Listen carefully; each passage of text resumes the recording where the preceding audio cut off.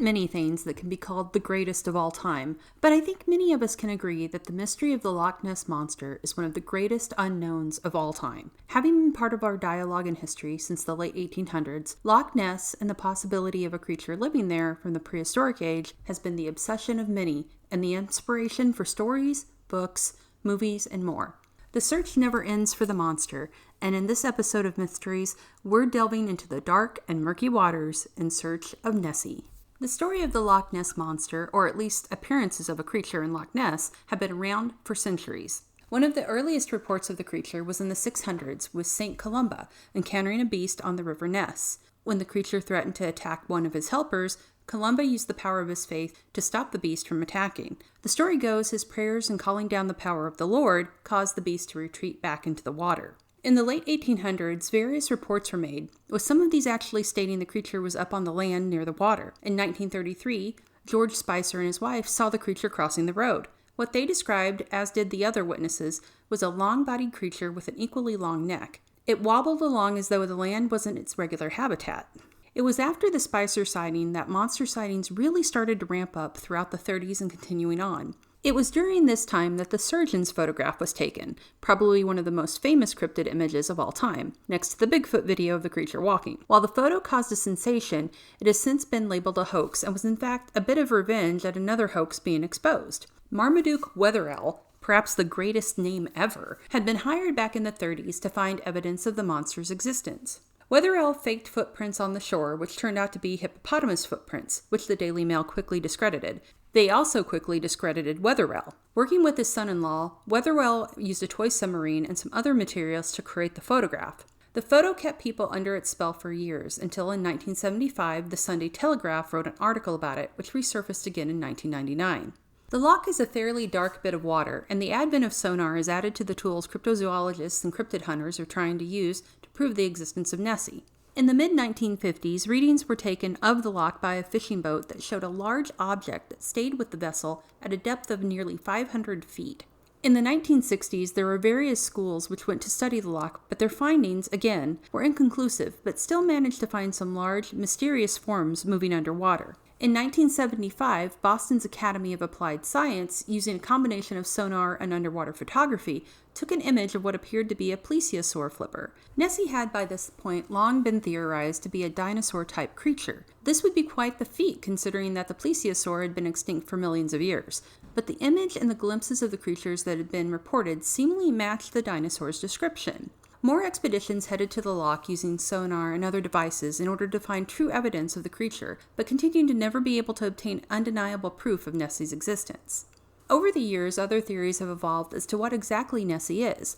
One of the most interesting is the theory that it's actually a baleen whale that swam into the waters, and that the snake-like, long-necked creature's head sticking out of the water is actually a whale penis. And no, I'm not making that up.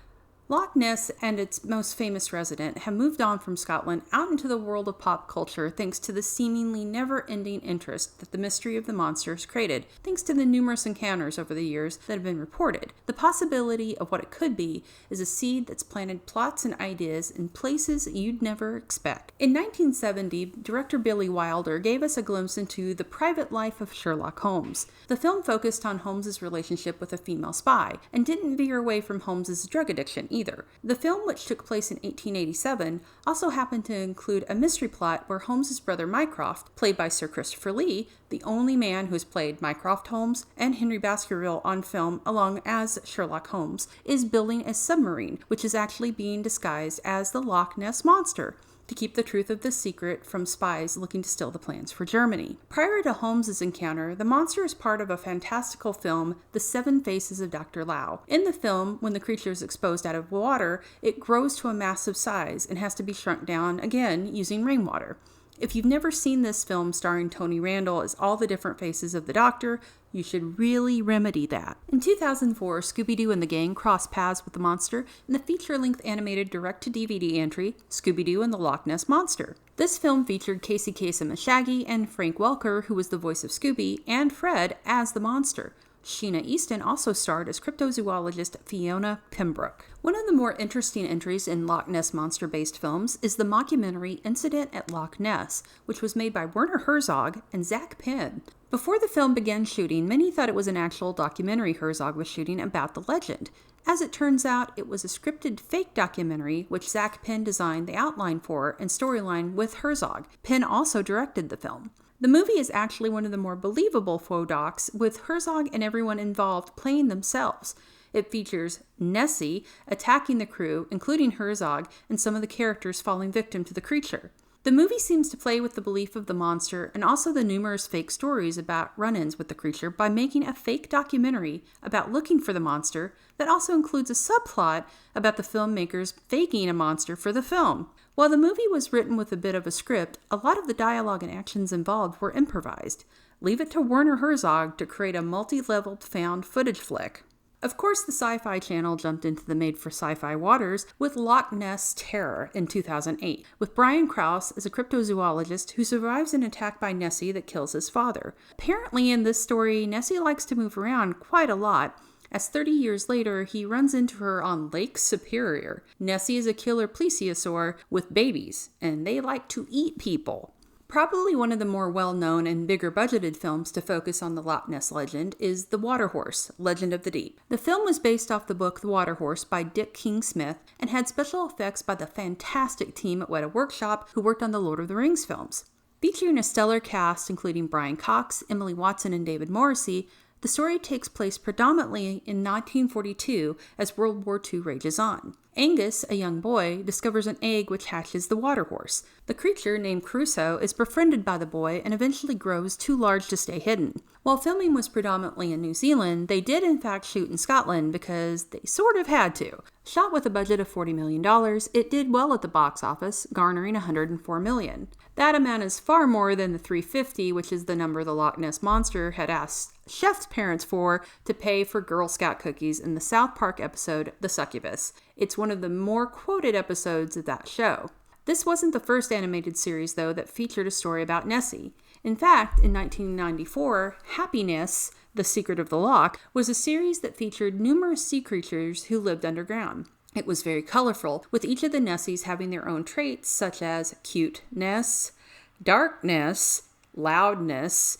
Well, you get it. There have been many documentaries, not done by Werner Herzog, focusing on searching for evidence of the creature, from the classic In Search of series hosted by Leonard Nimoy back in the late 70s to more recent fare like Monster Quest. So far, no one has shown definitive proof of the creature existing, but the technology keeps advancing that's trying to find the truth of what's in the loch. That being said, in 2019, some scientists believe they may have found what could be an answer as to what the creature is. A professor from New Zealand's University of Otago tested 250 water samples from the loch, looking for signs of prehistoric DNA that would be attributed to the type of dinosaur that Nessie is rumored to be. Instead, what they found was a large amount of genetic material from eels. The eel theory isn't anything new, but this helps boost that being the case, that everyone has seen a very large eel that lives in the waters. Video evidence can support this as well. As per an article in the Washington Post, there was video captured in 2007 that shows a 4-meter-long creature on the surface of the water that could be an eel,